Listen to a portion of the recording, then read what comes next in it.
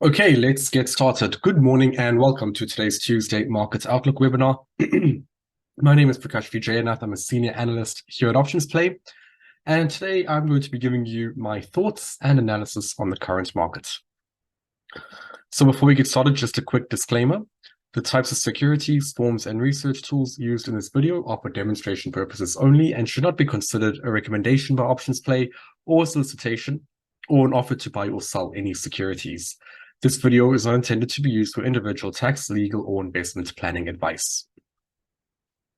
So our agenda for today, as usual, kicking off with the major equity indices. We have some pretty interesting price action after what was a very important week last week. I'm talking about the Jackson Hole Economic Symposium and more specifically Jerome Powell's speech on Friday that did add some volatility to markets. So this week, the week after Jackson Hole, you normally tend to see markets digest the news and especially digest Jerome Powell's speech.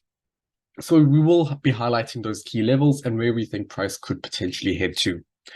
From there, we'll be moving on to fixed income and commodities. Sorry. We'll take a look at the sector rotational model as well. We'll take a look at some subsectors of interest that I have for you today, and we'll end today's webinar with some bullish and bearish market observations. So starting off here with the S&P 500 using the SPY ETF.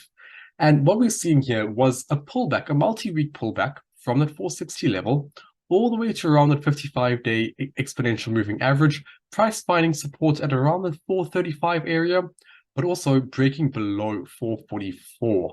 That was a key level that we were looking at because that was a breakout level before this recent earnings season, and we are now seeing price back at that level. The big question is, will we get a breakout or not? On Friday, we did see an open higher, but immediately, that would have been Thursday, an open higher and immediately a strong move lower ahead of the speech on Friday made by Jerome Powell. And initially, we did actually see some bearish price action at the early Friday, but then price did manage to recover towards the end of the session. And on Monday, yesterday, it has continued higher here. So it's back at the same level where it was before. We are seeing that bullish price action, but it does have 444 minor resistance and also the 21-day exponential moving average acting as resistance levels. So the big question is, can price break this in the next few days? And I think we'll have to wait to see, because if price does break above it, it opens the door back again towards that 455, 460 area. However, if we continue to see more bearish price action, that would indicate continuation lower here, back down to 430. So it is a critical area, and we need to see confirmation of a breakout or potentially a reversal back down lower. So on Friday, Jerome Powell's speech, listening to it, I have a feeling that it somewhat may have would have maybe made us ask more questions than it answered. Yes, he was definitely a lot more on the hawkish side. He was maybe a bit more pessimistic, which, by the sounds of it, indicating that we could get another 25-point hike before the end of the year. And what that did was essentially eliminate the probability of getting a interest rate cut by December, because we saw the probabilities of the 25-point cut in December slowly start to increase up until last week, leading up to the meeting and leading up to the speech. That's when we started to see a decrease there in that probability. So markets were obviously very choppy in the last week or so, with ahead of Jerome Powell's speech. And right now, we are seeing, I would say, still a bit of ambiguous price action. The good news is markets haven't sold off the way they did this time last year, when we saw a significant decline. So this was pretty much the same week, last week of August, and that's where we kind of started to see this decline after Jackson Hole. And we're not really seeing that same reaction. So it is good news in that regard. But at the same time, I thought it was a fairly ambiguous speech. Once again, he mentioned that the Fed were going to be data-driven, which we already knew. And there's a lot of data points left over for the year. So even if we do get another 25-point interest rate hike, we could still be in store for a January cut. And I think that's what markets will be looking at over the next few weeks. So we'll take a step back and see what happens with the S&P. I don't want to necessarily bet on a breakout or breakdown. I want to look at the price action at this current level before looking at further analysis. But it does look good, the fact that price is not selling off right away. Moving on to the NASDAQ 100, so we are seeing a similar price action with price back at the 21-day exponential moving average and close to the 370 area. So there is some room to the upside, like the S&P, which we could see price rally towards the low 380s. However, to the downside, we have support at around the low 350s. So those are the two key levels that I'll be looking at here for the NASDAQ 100. But yes, again, very, very similar to the S&P 500. Right, moving on to small caps, looking at IWM. So yesterday's price action was quite interesting. We saw initially a good start, but then a strong rejection of that 186 area. And this chart looks a little bit different to that of the S&P and the NASDAQ. First of all, we do see a bit more of a significant decline, indicating underperformance relative to large cap indices. And we're seeing a lot of consolidation at this level as well. And not that upward momentum that we should be seeing for a rebound higher. So it looks like, we have a strong impulse move to the downside, some consolidation, and it's looking like it's actually gearing up for another move to the downside. That being said, I apologize, just I'm not feeling too great today. But that being said, if the large cap names continue to rally, so will small caps. It may underperform, but it should still continue in the same direction as large cap names. But looking at the chart right now, it doesn't look like there's more consolidation here than the S&P and the NASDAQ, and we're not really seeing that initial upward momentum. So the levels to the downside, I'm really looking at 180. That was a previous area of resistance turning support. So we could see price retest that level and also has some resistance at 188 if we see price continue to move higher, which is a 38.2 fib level. And from there, you'll obviously have the 200 level, which we've spoken about quite a few times in the past. That is a major level on the weekly time frame of resistance. Okay, taking a look at TLT, which is the Treasury Bond ETF. So TLT, price currently at an area of resistance at the 21-day exponential moving average, set to open a little bit lower this morning. But if we take a step back and we look at last week's price action, it is quite bullish. We saw a big bullish candle, and that big bullish candle occurred, importantly, at this 92 support level, a previous swing level for TLT. So we are seeing some momentum, back into TLT. It does look like there's some potential for it to continue higher, but the overwhelming direction here is still bearish. And I'd be looking for these rallies as potential selling opportunities. 97, the previous area of resistance, could act as a good bearish entry point. I'm not too convinced about the 21-day exponential moving average acting as a strong resistance zone just yet. I'm not really seeing a lot of bearish price action.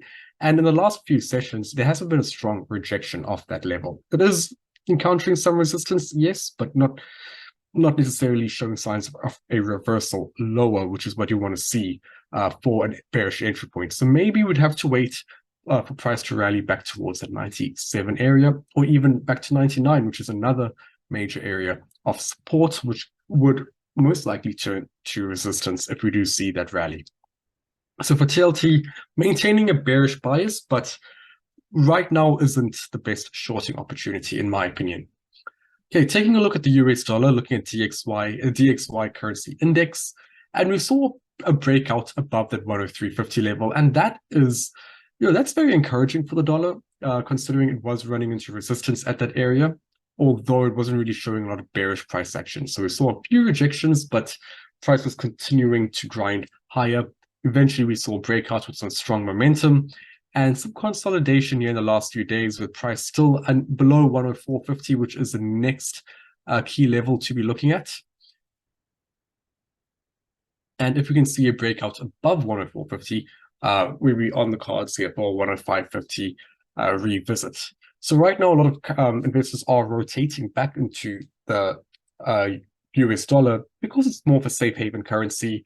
And obviously, with what's happening in China, with the bad economic data, investors are a little bit spooked about that and will naturally rotate towards the more safer currency, and that is why we are seeing the US dollar continue to find this momentum and actually recover very strongly from the early July woes, where it, from 103.50 in a matter of a week almost, it reached 99.50. So definitely recovered now from that significant sell-off at the start of July.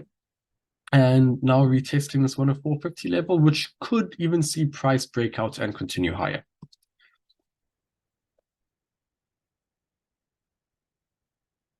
Okay, taking a look at gold. So gold moving inversely with the US dollar, and it's now at its 21-day exponential moving average. If you look carefully, there's a few intraday rejections of that level, and price set to open a little bit lower this morning.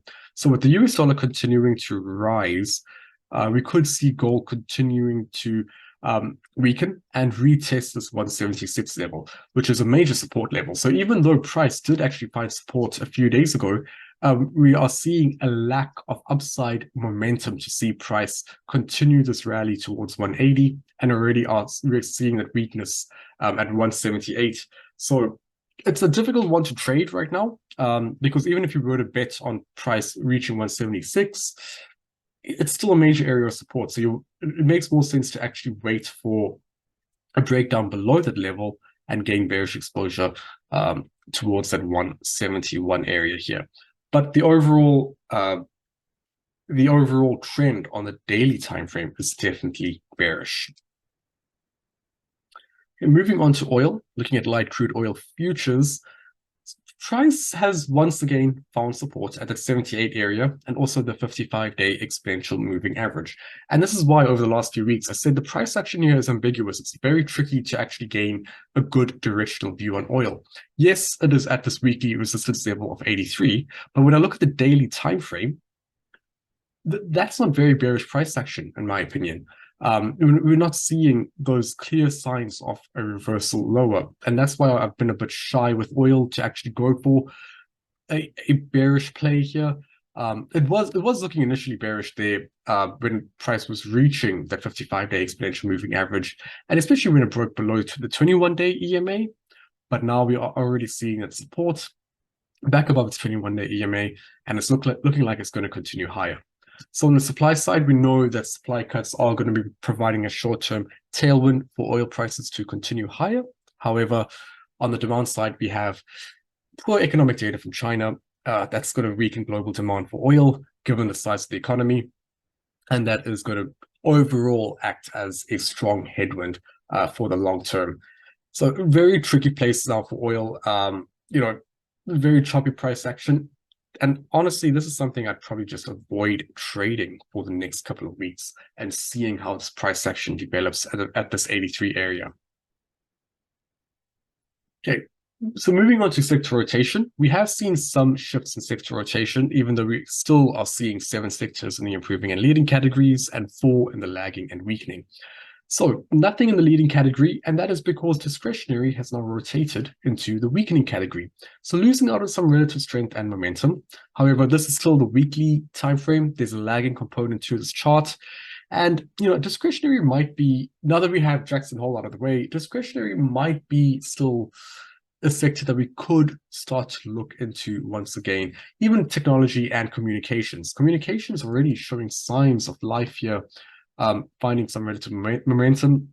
Technology, not yet the case, but we are seeing some semiconductor stocks starting to rebound as well. So even though these sectors are now losing or have been losing a lot of momentum and relative strength in the last few weeks, I don't necessarily think that means it's going to continue. After a few weeks of underperformance, we may want to start looking at these sectors once again. In the lagging category, we only have staples, looking like it's going to rotate into the improving category quite soon, but still underperforming many of the names in the improving category. And we also have utilities in the improving category, but pretty much still in the lagging category, not in the improving category by that much, and looking very similar to staples in the sense that it is not finding a lot of momentum, relative to other sectors like energy, like industrials, even financials. These three sectors, performing quite well in the improving category, finding some momentum and relative strength. Industrials may be losing out on some momentum, but still rotating towards the leading category here. And with energy, we know with high elevated oil prices and the fact that oil prices aren't declining as much as the broader market is, we are naturally going to see that relative outperformance against the broader market. Healthcare finding some momentum, but still underperforming these other sectors that I mentioned, and same with real estate. And we also have materials kind of in the middle ground here of the improving category. So taking a look at some subsectors of interest, this one we've discussed over the last few weeks, but I do have a new idea as well for today. And semiconductors, SMH. So semiconductors, we were bearish at 160. We were targeting this 143 level because it was a previous area of support. And last week we saw price actually reach that level and it has bounced higher. And that's where we turned bullish anyway. So far, this is an idea that is doing quite well for us. And even though we saw price actually rally towards the 156 level and open there, immediately decline, we are still seeing, price managing, trying to recover near that 55-day exponential moving average. So if we did take a credit spread at this level, so I'm having some trouble with my mouse. If you did take a credit spread at this level, what you could do is look for another retest of 156 and potentially take partial profits at that stage because we are seeing some resistance at that area, and you also have 160 as well to contend with. So semiconductors, it's looking like it's forming a range bound market here with 143 as support and 156 to 160 as resistance, and that is a range that we can definitely play with.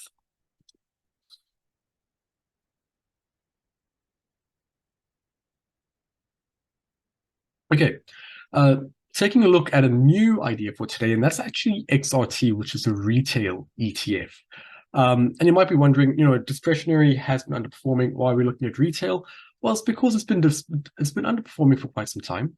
And this is when now is the best time to start looking at these underperforming stocks and seeing if there's potential for some rebounds and some outperformance.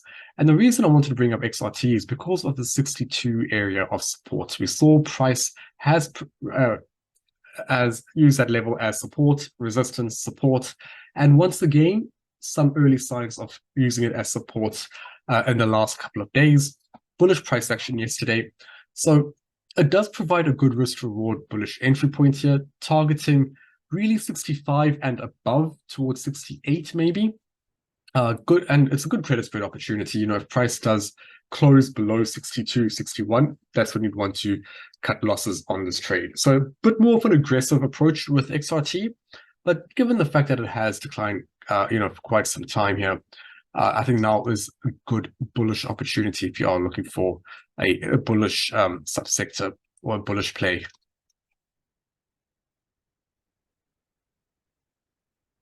Okay, moving on to UPS. UPS, another new idea for today. And again, targeting this 166 area of support. Pretty simple setup here. What we've seen is a strong decline towards this level. Price a little bit overextended to the downside. Not technically oversold, but we are seeing so far price respecting the support level.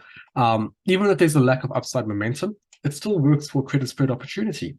As long as price stays above 166, credit spread could still perform quite well here.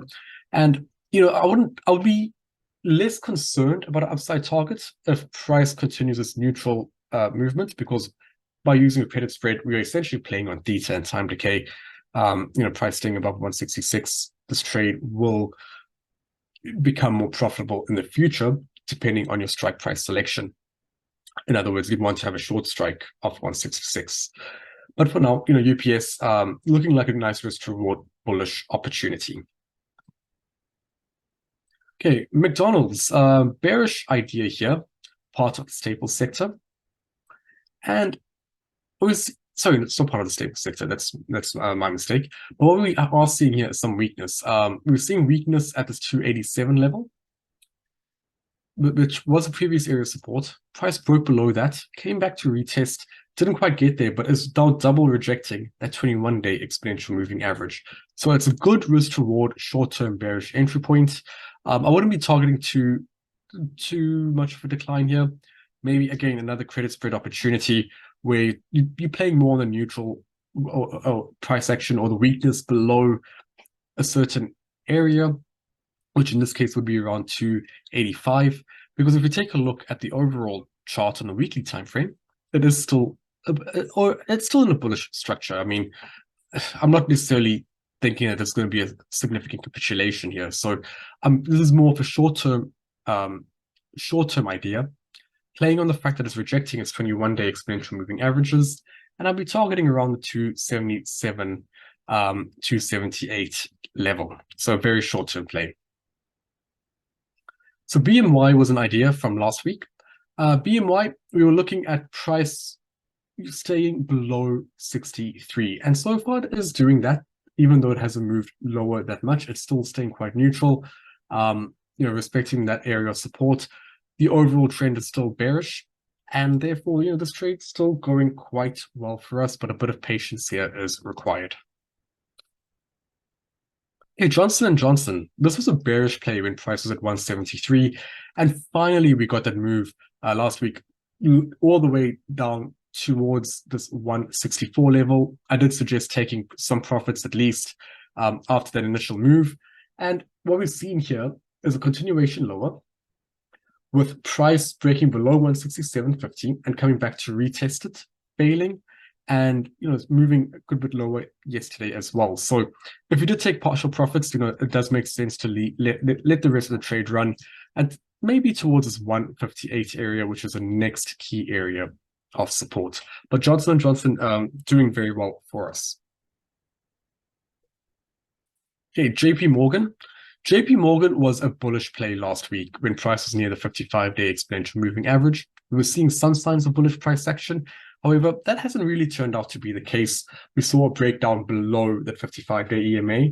And more concerningly, we are seeing 3 intraday rejections in a row of that 55-day exponential moving average.